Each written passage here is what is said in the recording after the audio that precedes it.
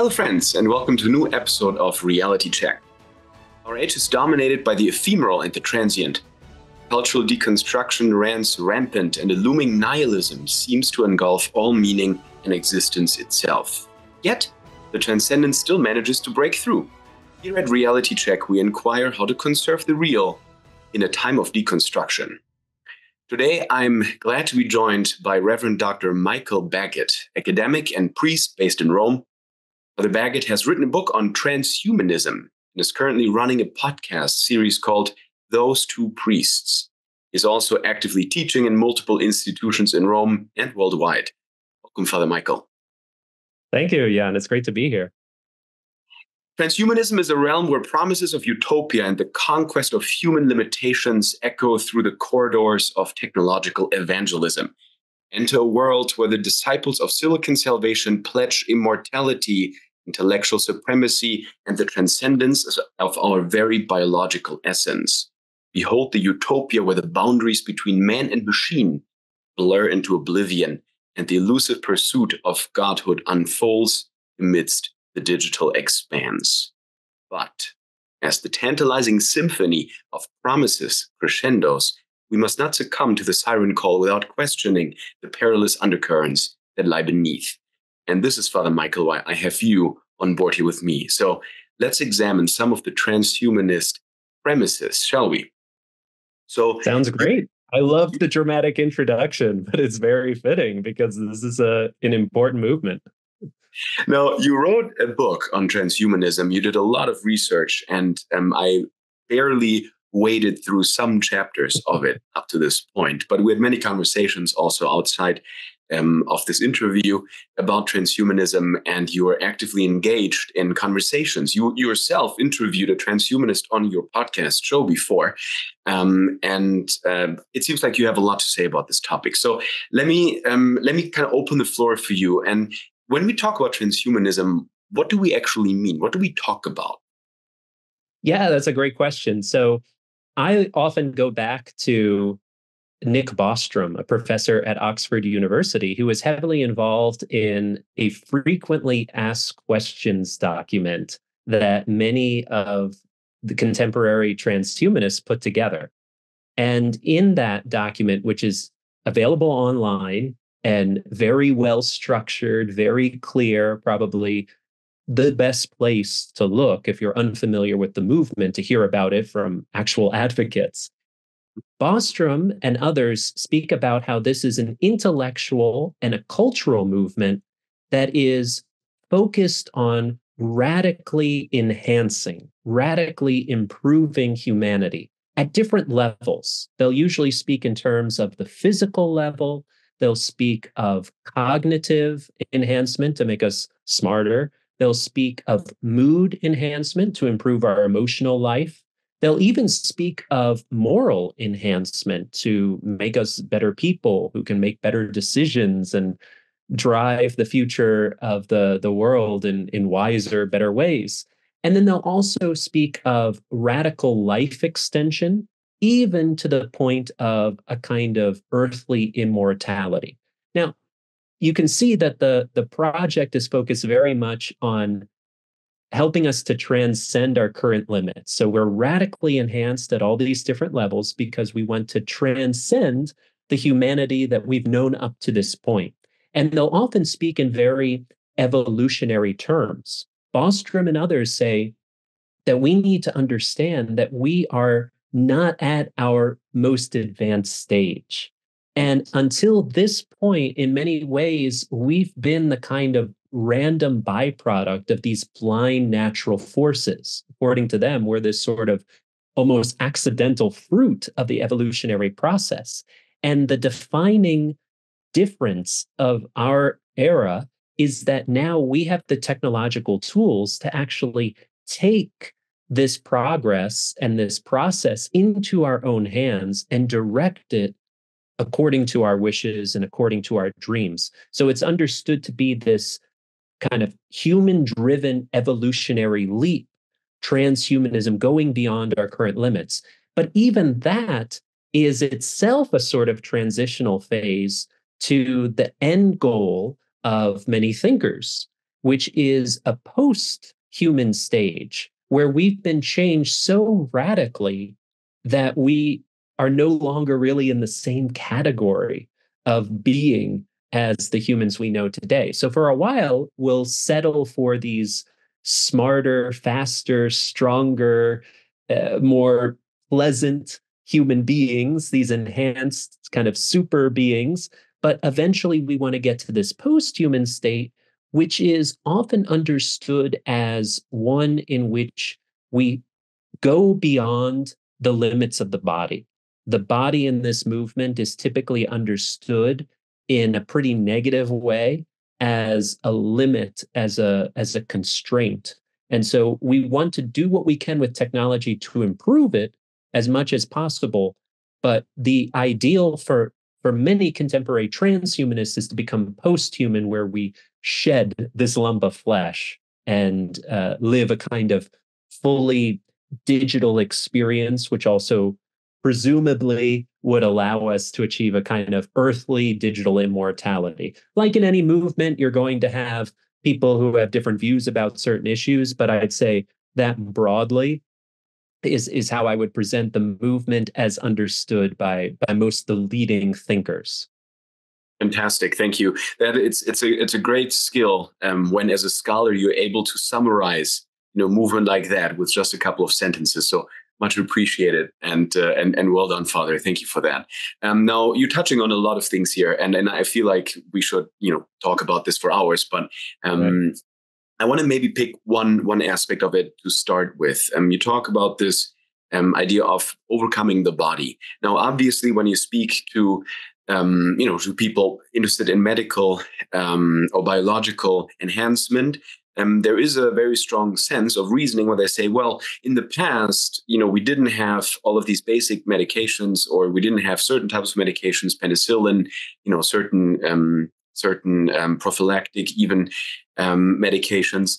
And so since nobody, let's say 250 years ago, could imagine penicillin to exist, we can now not imagine what will happen in 250 years. And I find it's a kind of utopian way of thinking, right? Where you project some breakthrough from the past into the future. So do you feel that is kind of a dead end in thought? And if not, where would you say is actually the limit of enhancement? Because certain enhancements certainly exist, or would you even deny that? Yeah, so I noticed a tendency in a lot of the transhumanist authors to try, in a sense, to downplay how radical some of the proposals are. And by that, I mean that they'll tend to say, well, we've made all of these other medical advances in the past, and no one objects to using eyeglasses or contact lenses to improve their sight, right? So in a sense, we've always been enhancing ourselves, and we're simply taking advantage of new technology to do it in new ways. And now, on the one hand, I think it's important that any critique of transhumanism does not fall into a kind of mere fear of technology. Sometimes when I talk to people about my work on transhumanism, kind of the first and maybe only response is, "Oh, that's frightening." And well, yeah, I mean, there's some frightening proposals, or some proposals that could be, really, really destructive. But I don't think just a fear of technology is the appropriate approach, because, as they correctly point out, we're historically have constantly used our technology to sometimes improve certain aspects of our lives. So my own vision of the transhumanist movement is certainly not to critique the very idea of using technology to improve ourselves. And also, I'm not necessarily opposed to the notion of a morally acceptable or even praiseworthy enhancement. So just to help those who are less familiar with the kind of debates that have been going on in bioethics in recent years, you'll often see a lot of literature, whether that's from secular authors or Catholic authors or people of other traditions, who frame this debate and reflection primarily in terms of the therapeutic and enhancements. So basically, pretty much everyone recognizes that therapy is a central aspect of medicine, right? We We use technology, we use human ingenuity to repair, a broken bone, or to heal a wound, or to treat an illness, right? And so there's that sense of when something goes wrong and our health is failing, we want to use the tools at our disposal through our intelligence to fix that, to preserve health, to help cultivate that health. So a lot of times when we're talking about these interventions, we're talking about the therapeutic. Again, trying to fix, repair, maintain the kind of generally accepted understanding of what's healthy for a human being. And you can start to break that down and say, okay, well, maybe something is the standard of health for an adult male, and it's a little bit different for a female child, but there are general parameters and a kind of statistical norm that you can appeal to say, well, if you're in this range, you're healthy. If you weigh this much as a 6-foot male, okay, that's good. But if you weigh this much, you're actually obese and you might have cardiovascular difficulties. And so you want to try to repair that through exercise and other interventions. Okay, so there's this sort of sense that, what's that?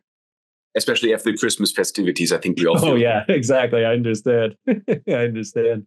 And so there's that sense of, okay, therapy, that's accepted. But then you introduce this notion of enhancement.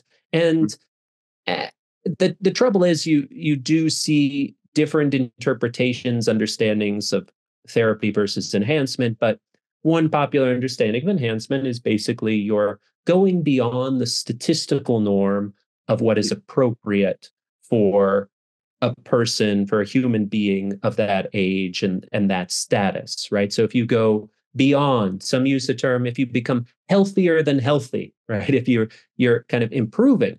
And now sometimes when we hear enhancement, we can tend to think of things that are maybe less sort of essential or considered superfluous, maybe even vain, right? Certain forms of plastic surgery. Okay, it's not that person has suffered a tragedy and been burned in a home and wants to put skin back where it was burned off. No, it's this person is getting older, but wants the cheeks or the nose of a 20-year-old, right? And we can debate about whether that's the best use of funds, whether that leads automatically to vanity or not. But most would see that, okay, that's kind of superfluous.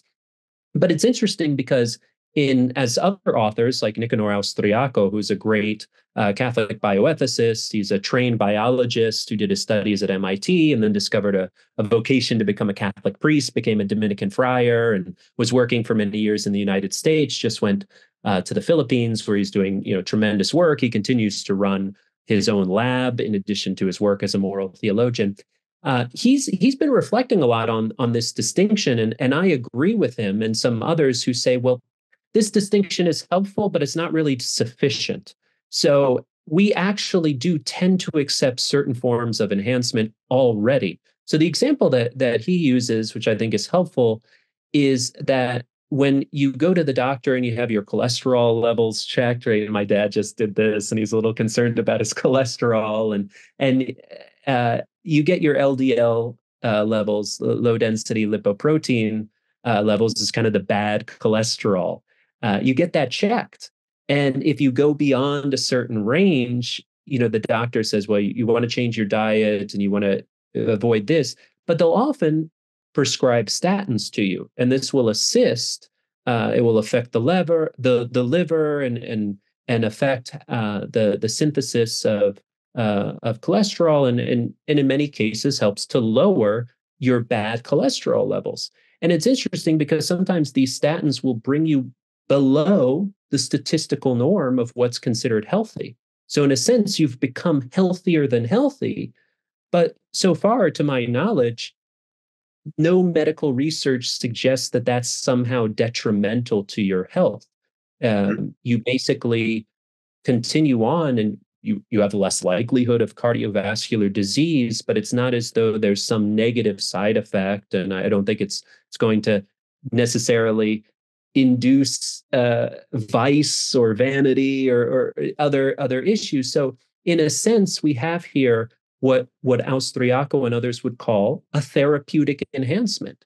This is something that is consistent with the therapeutic good of the person, is not detrimental to their health, is not distracting them from other goods in life. It's therapeutic, but it really is enhancement if we understand this is making us healthier than healthy, bringing us beyond the statistical norm.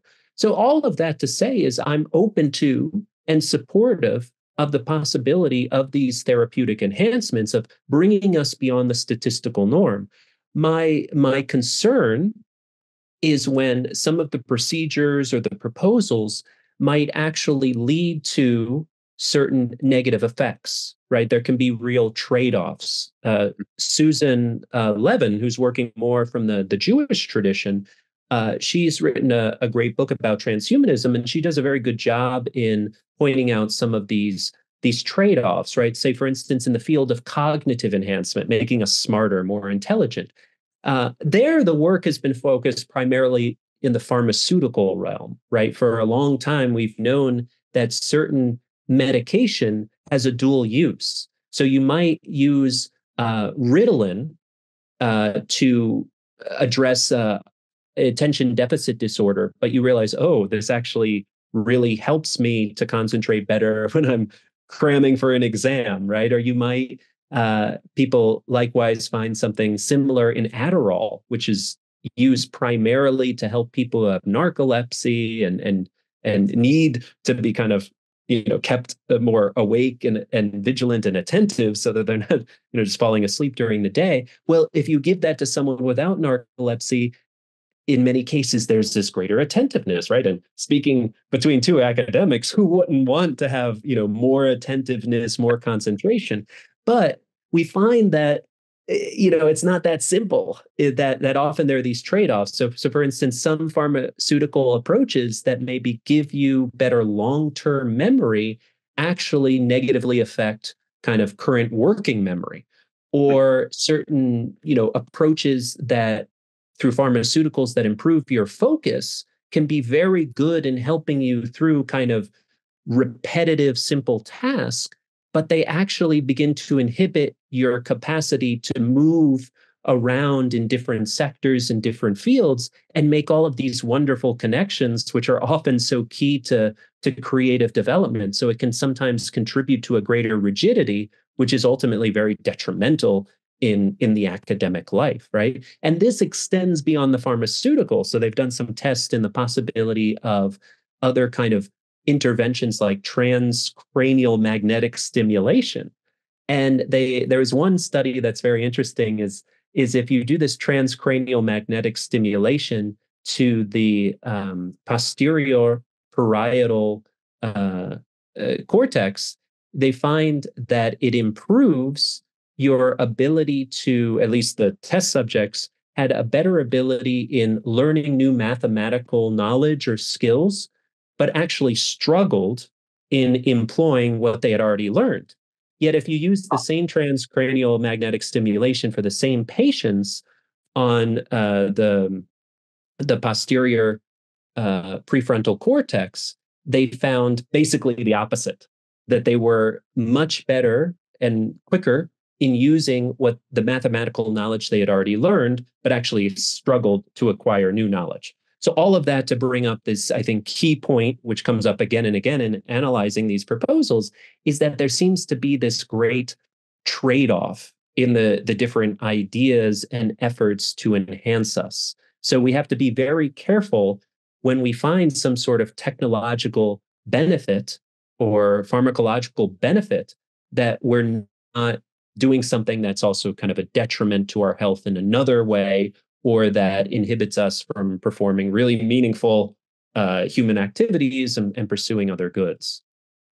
It's interesting. One of the transhumanists that I've read a little bit more in depth is Yuval Harari, and in his book Homo Deus, he kind of points out how the past humanism, right, what we know as just kind of the traditional classical or liberal humanism, will turn into transhumanism or will be doomed to die out. That's very short, is kind of main thesis. But one of the things he says is, well, it has to, one of the possible futures that he envisions, this is one of these utopian futures, is dataism. And, he said, well, we're going to be able to upload our brain or kind of, reach this digital immortality. The interesting thing when I read this is always like, I come from a generation where I still remember the blue screen, right? The computer just shutting down. And I'm like, well, nobody ever talks about the blue screen when you upload your own mind and your own memories, or if that's even a possibility, if that were a possibility, right? So I always find it interesting. But the concrete question then I would have for you, though, so why do you think is there this lack of honest talk about the drawbacks? I mean, is that intentional? Just to draw more followers to this movement? Or are the people involved in it really just kind of so oblivious? Or is there just lack of experimental evidence?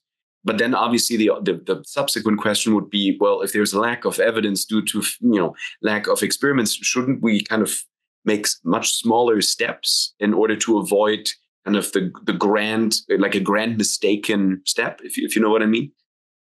Yeah, that's a great question. And I certainly can't judge the intentions or the knowledge or lack thereof of different major figures in this movement. But I would say that one reason for the perhaps misplaced enthusiasm is that many of these thinkers, really practically all of the prominent transhumanists that we know of today that are most influential, whether that's those teaching at Oxford University or those working in Silicon Valley on the technology, or people like Ray Kurzweil, who was head engineer at Google for a long period of time and was really good at promoting ideas in the public square.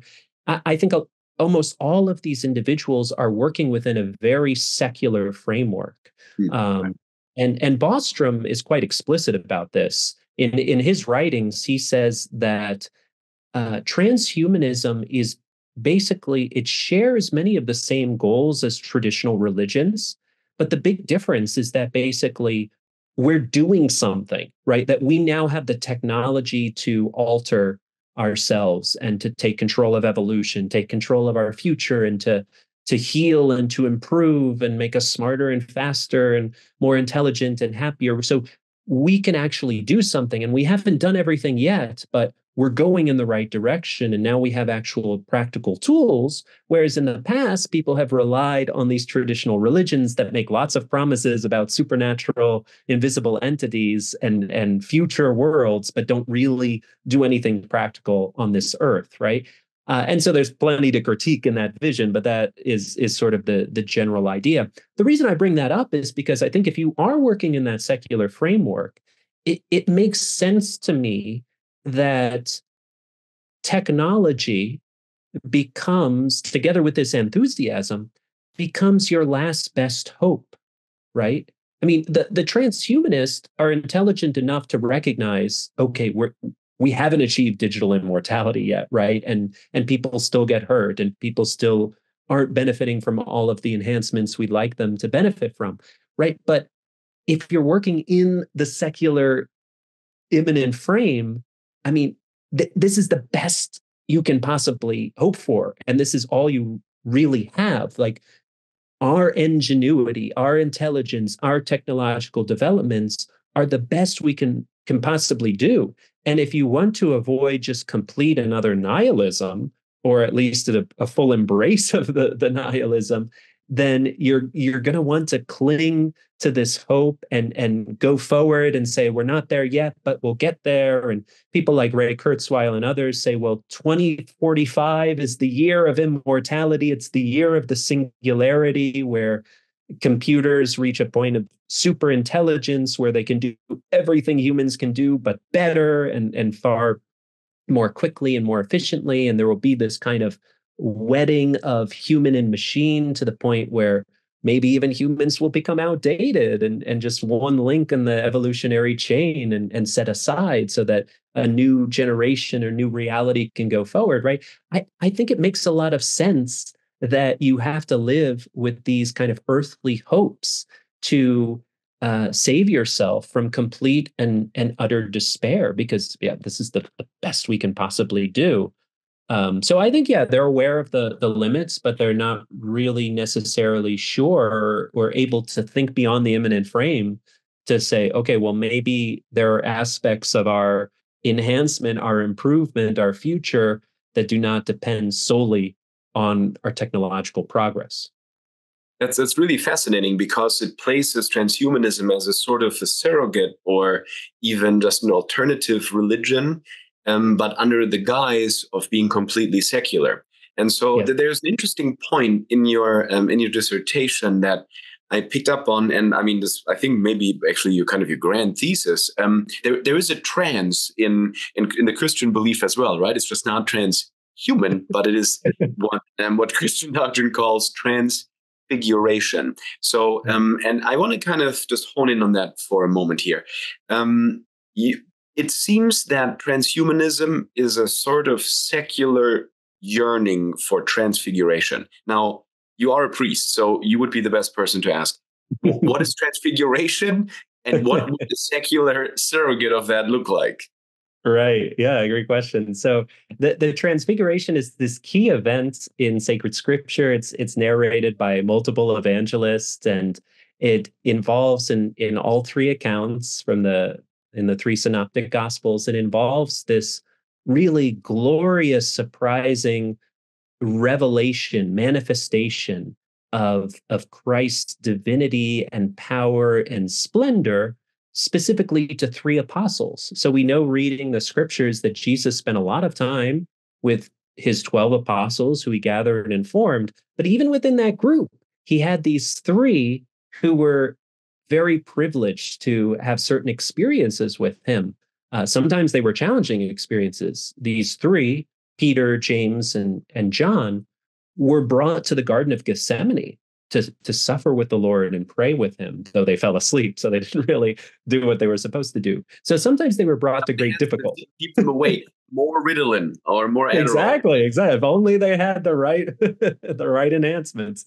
So they were, though, brought earlier to this amazing privileged revelation on Mount Tabor, where they go up the mountain with the Lord and he reveals his splendor. I mean, think of the experience of the apostles. They've been following Jesus. They've seen his miracles. They've heard his teaching. They know that there's something very special about him. They recognize him as Messiah, right? But they've also seen him hungry. They've seen him tired. They've seen that humanity that the divine word has chosen to assume. So they've seen all of that weakness and that self-emptying. So it can sometimes be a little easy to forget, oh, yeah, this is God himself. So he brings them up the mountain and he shows forth his glory. And they're completely overwhelmed and they fall to the ground and they want to stay there. Peter in particular says, let's make some tents and just hang out here. But the Lord says, no, this is not the time. This was a moment along the way, because he is actually showing them the glory to strengthen their faith, to help them remember that when the cross comes, because he talks about the cross and the passion before and right after the transfiguration, right? So it's a kind of sandwich there. So he warns them of the persecution to come. He shows them all his glory and then reminds them again, persecution will come. This is going to be hard. You're going to see me humiliated. You're going to be humiliated. But he wants to strengthen their faith. He gives them that incredible foretaste of heavenly glory. And it's not just to show off, right? And that's not the meaning for us either, right? It's not just to say, oh, well, Christ is incredible and great. And, I'm glad for him.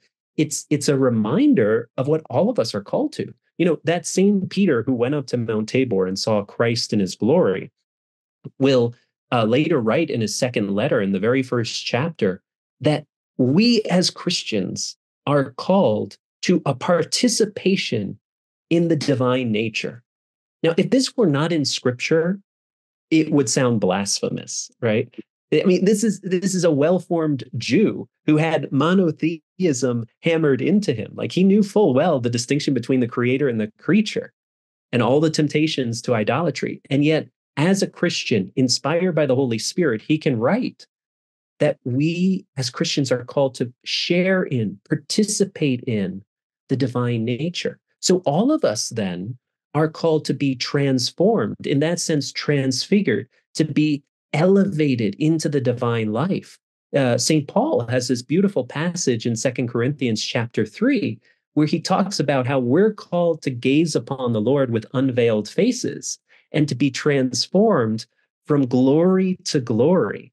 So he's making this reference back to Moses, right? You remember in the Old Testament, Moses goes up the mountain, he's with God. And just that experience of being close to God transforms how he appears. He's glowing, he's shining, right? And Paul says, like, we have something even better, the new Moses, and an even more intimate contact. So all of us as Christians are called to this transformation, this transfiguration, this elevation beyond our limits.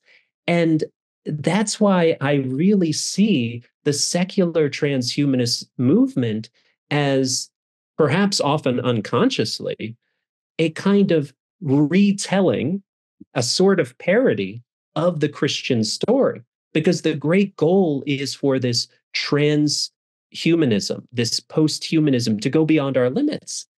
And the term itself, as we typically use it, is often traced back to the early 20th century, when Julian Huxley, who was the brother of Aldous Huxley. Aldous Huxley's famous for this tremendous novel, A Brave New World.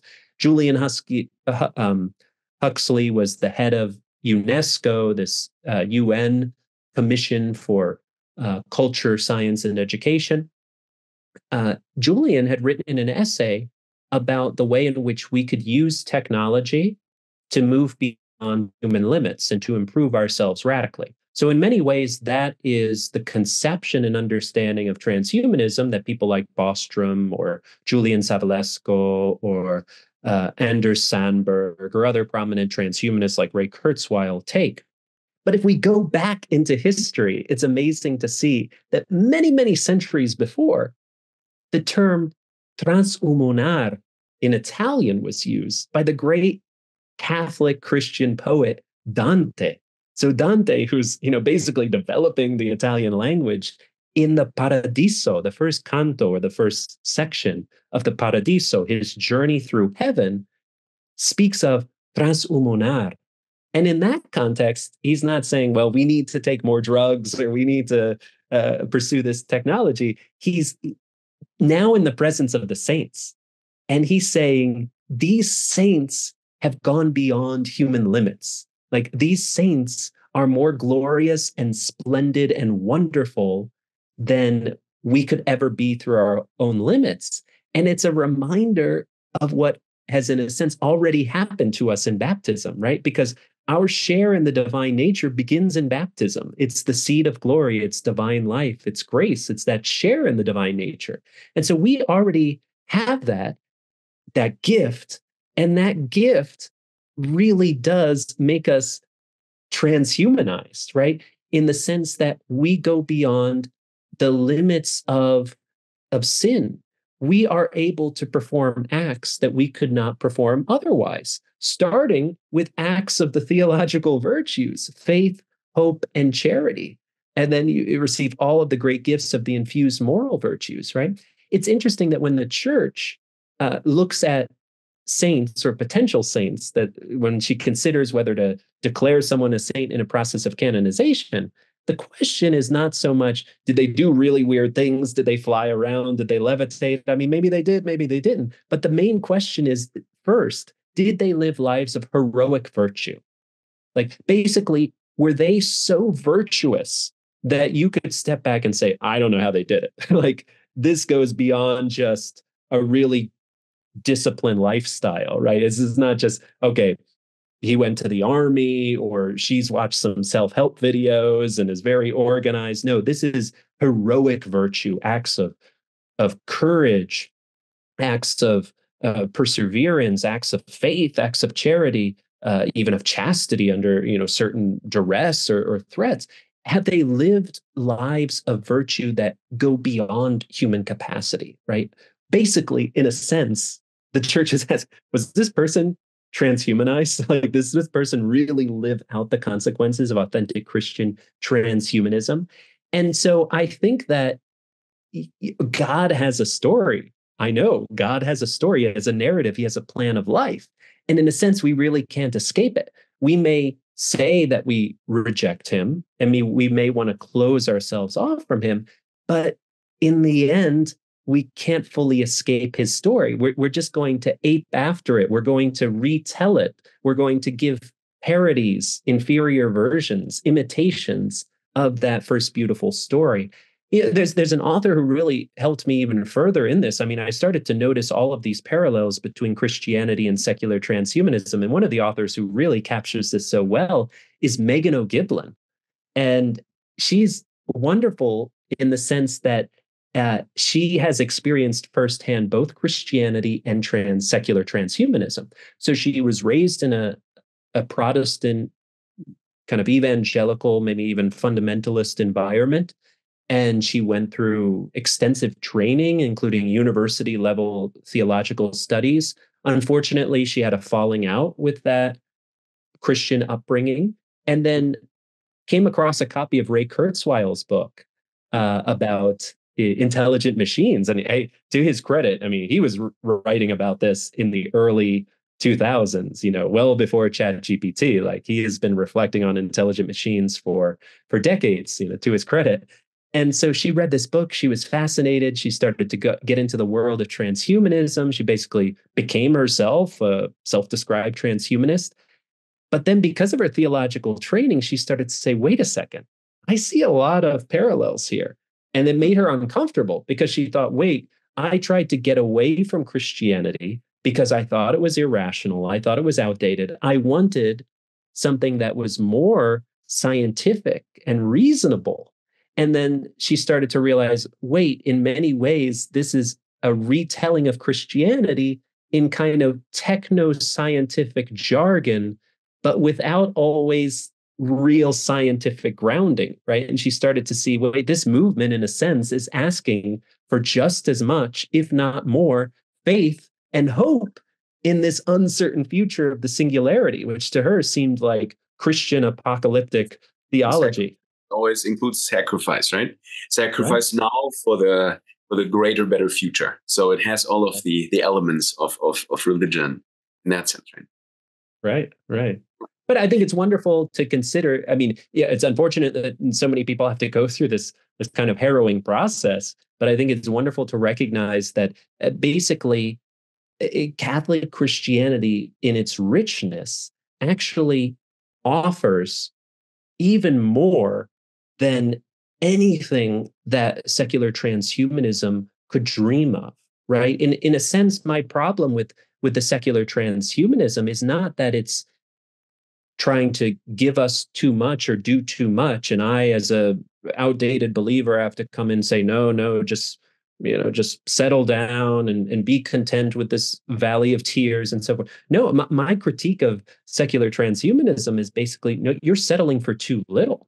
Like, why settle for an earthly immortality, which I don't think is possible for various scientific and philosophical reasons apart from faith? Why settle for digital earthly immortality or extreme advances in physical strength or cognitive prowess? Why settle for that when you can actually have as a gift a share in divine life, and not just a prolongation of this world, but a qualitative leap in elevation to a higher form of life, into a far more fulfilling, rewarding form of life, which is, thanks be to God, and it really is through him, that's accessible to everyone, right? Because there are lots of legitimate concerns in transhumanism about social equity and who will or will not have access to these enhancements, and the kind of the social stratification that will inevitably come when you have a technological elite who becomes better and better, and then another marginalized majority that's excluded from this technology. Well, the beautiful thing is that this gift of divine grace is open to every single human being, right? And this is not something that depends on your physical strength or intellectual prowess. As wonderful as some of those gifts can be, right? I mean, thank the Lord for good health, and thank the Lord for the gift of intelligence and all the research and the work it allows us to pursue. But ultimately, our destiny is that transfiguration, that elevation. And of course, as I hope is evident, the biggest difference in these two visions, though they might have these shared aspirations and these shared yearnings because of a common human nature, the big difference here is that the secular transhumanist doesn't really know where to go beyond his or her efforts, whereas the Christian humbly opens himself to the work of God, to divine life as a gift, which we collaborate with and which we cultivate and protect and develop, but that ultimately comes to us as a gift and not strictly the fruit of our efforts and our labors. We're doing, yeah, no, it's fascinating. Well, as an ideology or just a way of thinking, a narrative that comes out of the Western canon, I feel that transhumanism does really rely on this revelation of the true, no, superhuman of Christ, of that is both man and God, in order to reflect back on its own state and say, well, this somehow is the goal, but now we're going to use a secularized, much kind of toned down and maybe even kind of dumbed down or just immanentized version of that ideal. So it's fascinating how in the West, we're not really able to escape our heritage in that sense, right? Now, I do have a final question. We're almost at the end here. Unfortunately, I feel like we've not even touched on half the things that I wanted to touch on, but we've certainly touched on many things. There's one really interesting pairing that you also mention in your book, which is yet another trans movement, not transhumanism, but in fact transgenderism. And you explore the convergence between this movement, the transgender movement and transhumanism. Can you elaborate that a little bit for the listeners, but a little bit to the point, because we are running out of time? Sure. I mean, we could have a whole discussion on this, and it would certainly be worthwhile. But just in summary, there are real points of convergence between the transgender movement, which I imagine people are more familiar with than transhumanism. And I began to discover that through my own research, but it was really confirmed for me in particular by Martine Rothblatt. Martine Rothblatt is an advocate of both transgenderism and transhumanism, founder of the Sirius Radio Network, extremely successful, and born as a man, presents himself as a woman, so a clear advocate of transgenderism, but also very interested in all these ideas of radical enhancement, has written an entire book on digital immortality, on virtual immortality. So clearly a believer and an advocate of transhumanism. And Rothblatt has written a wonderful essay and an entire book about the relation of these two movements. And basically, in summary, Rothblatt says, look, transgenderism has taught us as a society that something as fundamental as our sex is not determined by our biological anatomy or other features of our biology. What transhumanism will do, according to Rothblatt, is help us to see that our very humanity is not at all defined by biology. So Rothblatt sees this as a continuing movement of progress and a continuing liberation from the constraints basically of our body, right? So we overcame one hurdle in being able to radically redefine and self-define something as fundamental as sex. And we have plenty of tools to biologically, technologically alter ourselves, whether that's puberty suppressing techniques or cross-sex hormones or unfortunately mutilating surgery. So we've done a lot technologically to alter, or at least appear to alter, something as fundamental as our sex. And he says, well, we basically just need to keep going. We, according to Rothblatt, this is not my idea as a Catholic priest, according to Rothblatt, we are fundamentally as human beings self-creators, right? And so that notion of self-definition at a radical level, of self-creation, of sometimes maybe more politely phrased as radical autonomy or morphological freedom, as Anders Sandberg likes to discuss it. I think all of these concepts come back to this fundamental sense of radical self-definition, a increasingly liquid, fluid, malleable identity where the body becomes basically raw material with no intrinsic meaning or purpose, raw material that we are free to manipulate technologically according to our desires and dreams and ideals. And so I think that in many ways, the radical separation, the dualism, if you will, between the body as this meaningless raw material and the mysterious true inner self, who's not really a spiritual soul because that's too religious, that's too outdated, but this mysterious inner self that is separable from and must ultimately dictate to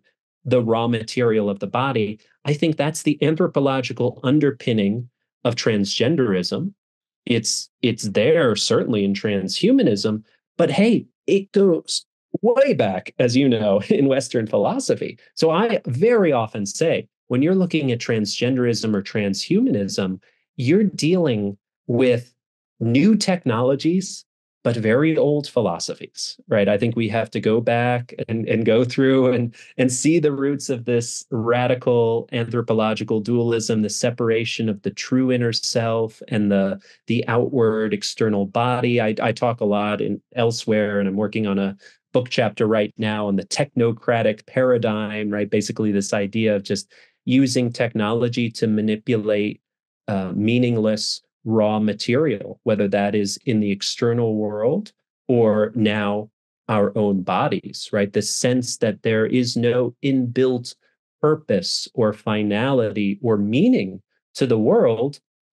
It's simply what we as subjective individuals assign to it, right? That kind of Baconian, as Francis Bacon's quest for a mastery of nature, that project has been with us for centuries. And I think it continues to take on new manifestations with new technology.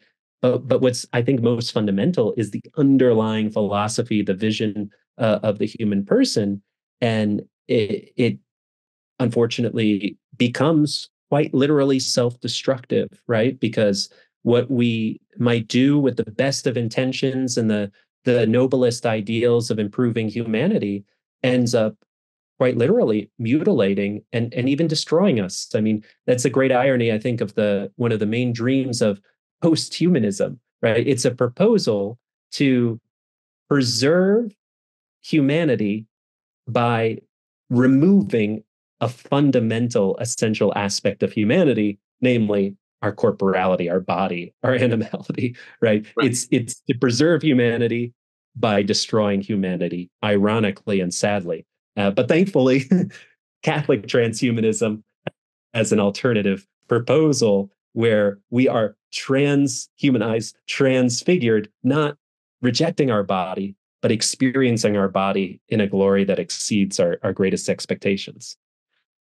Beautifully said. And I feel that this is really one of the kind of senses, or one of the reasons why transhumanism can really be considered a modern movement, because this control of nature ultimately rolled backwards, right? So first it is us in relation to the world and what we call creation, in matter, controlling matter, manipulating matter, transforming matter, that then turns back on us and mostly our visible and tangible presence in the world, which is our bodily presence. So once nature is this raw material that is malleable, that is transformable, that is just the raw matter for our ingenuity to use for ourselves, for our use, our body eventually becomes the same. And as you said, that going along with the negation of the soul can become quite devastating, but somehow retains its religious undertones. So fascinating. Well, thank you for that, Father Michael. I'm glad that you keep being in the dialogue with the current transhumanists and that you're writing and researching. So I'm sure we'll have another possibility to talk about this and maybe even some ulterior aspects of your work and of transhumanism in general. So Yeah, thank that you. would be great. I would love that. As you can see, it's such a rich topic and relates to so many contemporary philosophical, theological ideas. It's really inexhaustible. So I very much enjoy talking about it. You had mentioned my book, so I'll just kind of hold it up here. It's called Enhancement Fit for Humanity, Perspectives on Emerging Technologies. It's a collection that I edited and contributed to. I wrote a rather long chapter and edited the work in a series for Routledge on these themes. Thankfully, I have the ridiculously overpriced hardcover edition, but thankfully it's now available in a slightly more affordable paperback edition. And then, of course, there's also the ebook option. And so welcome the viewers to dive into the material there. And then I'm also working right now on a full book length treatment of these themes, tentatively titled Thomism, Transhumanism, and True Perfection, but we'll see what the editors decide upon in the end. But that book is in the process, and definitely would love to come back on and chat about the book and chat about other issues, and really enjoyed this conversation. Very good. Well, thank you, Father Michael, and all the best with all of your endeavors. And obviously an invitation to our audience to buy your book. It is well worth the price, I'm sure. So thank you, Father, and we'll be in touch, right? Goodbye. Thank you.